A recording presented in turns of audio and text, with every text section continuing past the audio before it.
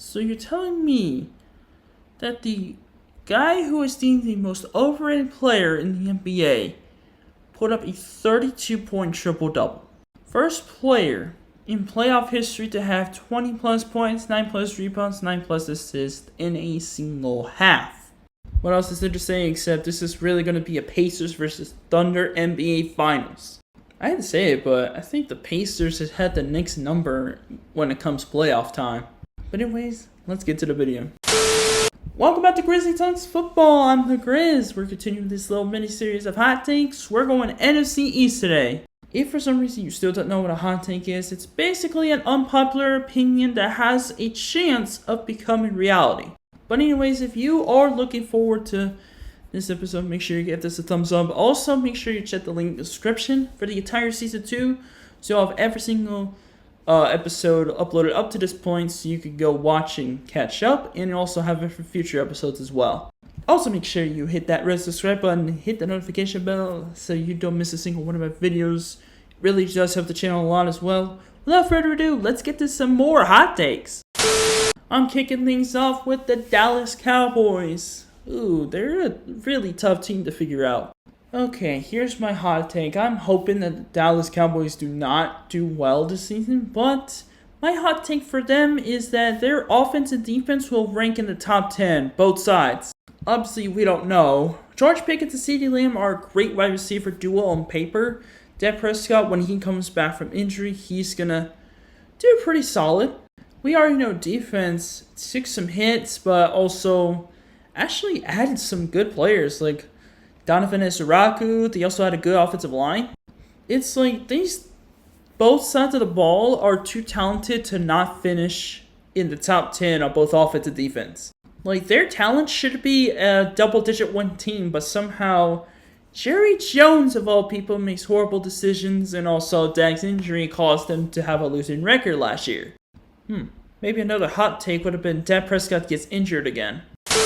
But anyways, moving on, we got the New York Giants, and ooh, this will be tough. Once again, I don't really call rookies too much because, their hot takes are somewhat obvious, but you also have to know that they haven't played a down of football yet in the NFL.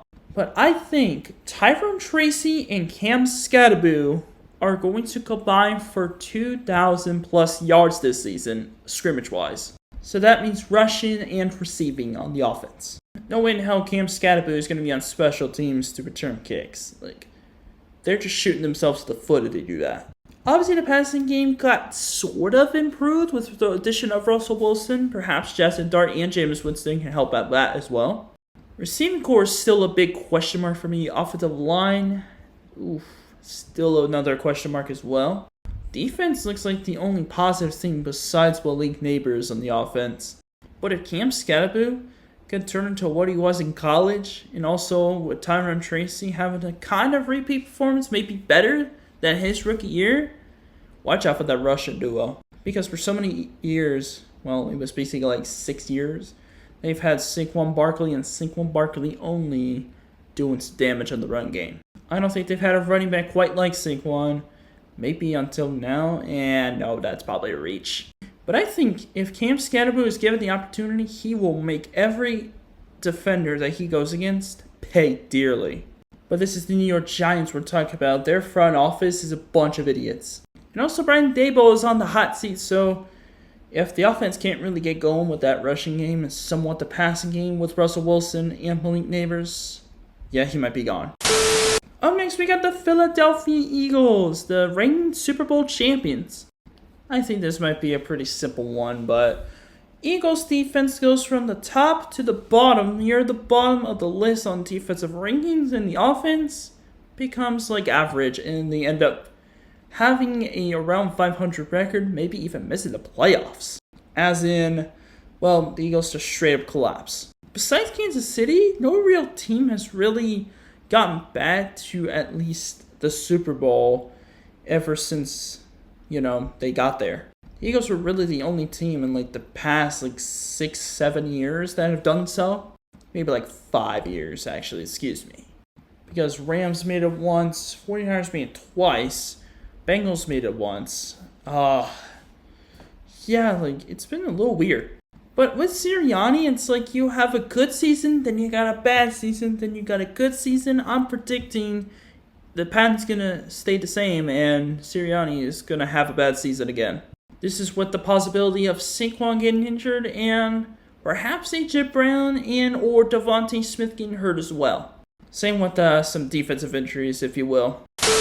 And finally, we have the Washington Commanders coming off an NFC Championship appearance.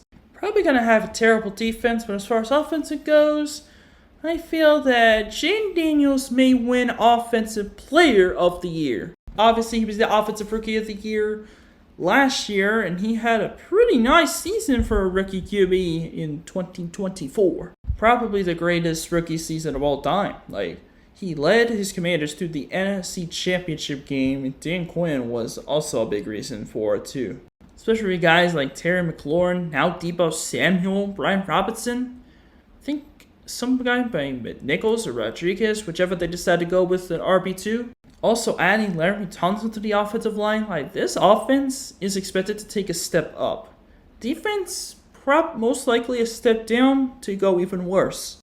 This is kind of giving me Heisman season LSU, before he got drafted.